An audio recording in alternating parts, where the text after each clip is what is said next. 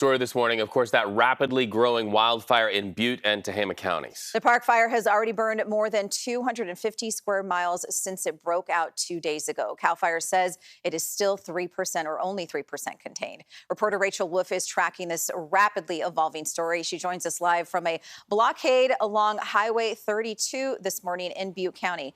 Hi, Rachel. What's the latest? The latest is that we've actually moved about 2 miles up Highway 32 from that blockade where they are actively fighting this fire. And you can see this is a canyon along Highway 32. Paradise is just a few miles up the road. And you can see that smoke that's going north and east away from us.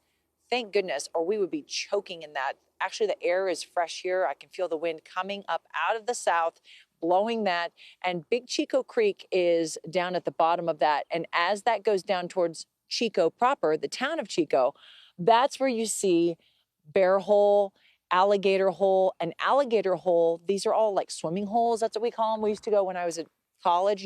You'd go up here and you'd hike and you'd jump into this beautiful water. There's places to hike and fish and picnic. Alligator Hole is where the suspect is accused of pushing this burning car into an area that's where the fire spread. So we know that we do have somebody in custody accused of that, somebody who is a convicted felon. That's a whole other story. Let's talk about the firefight. Behind me, we have Highway 32, fire on this side. This is the side that burned several years ago with the campfire. We lost 18,000 structures in the campfire, basically a town in one day. The fire coming up to Paradise, that's where we're at now because those winds switch back around.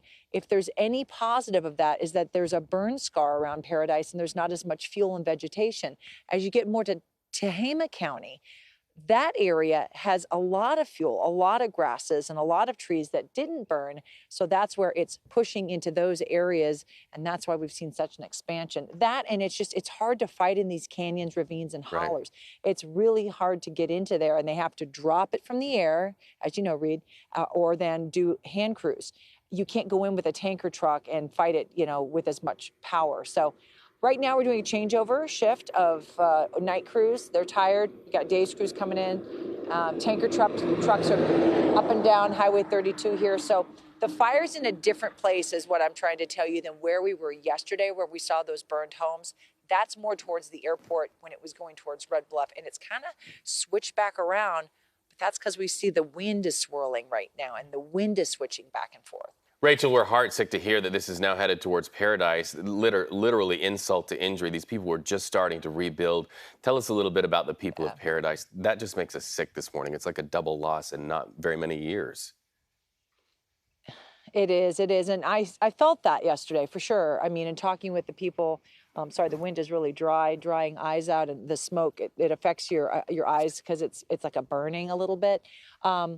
There's a post-traumatic stress for sure in the eyes of people that we met yesterday. We saw people sleeping in their cars, kind of waiting it out. And again, this area is under a mandatory evacuation order. That's the Sutter Buttes right over there. And Chico proper is about maybe 2-3 miles this way, the edge of town. When we were coming into town, we got a cup of coffee and we saw people sleeping in their cars and parking lots. But I'm going to tell you, in talking with law enforcement, there's been plenty of people that have been homeless and sleeping in their cars since the campfire. That was in 2018. There were 18,000 structures that burned. There's not enough housing. We're in a housing crunch in the state of California as it is. That in this area in particular, you had contractors that lost their businesses, right? People who were serving people and building houses. So it was like this ripple effect of, like you said, adding insult to injury. And then I saw it when I covered Hurricane Katrina, the aftermath of that, when we would have hurricanes roll in again for people who were still rebuilding. It was like a fear and an anxiety every time a storm would come in. It's the same thing with wildfires for those people who've gone through it and those people who've lost their homes. This feeling of dread, this feeling of helplessness, this feeling of what next, I haven't gathered myself up from the last one. I haven't been made whole fully by the government or by insurance from the last one. And then in California, you add to the fact that it's very expensive to build and buy here. A lot of people can't get what they had, Right. And then what do you sell? A property that's had your whole house burned to the ground, and then is it worth as much? So these are all things that people don't factor in It's been very challenging, and a lot of people are having a hard time with this. And even if they haven't had their home impacted, just the waiting to get back in and the stress of staying in a hotel or moving all of your animals, your horses, and staying in an evacuation center, that in itself is extremely selfish. So many layers. Extremely stressful. Stressful. Yes, so many layers, Rachel. And we really, our hearts go out to everyone who is dealing with this again in those areas. Thank you for that live report and that insight.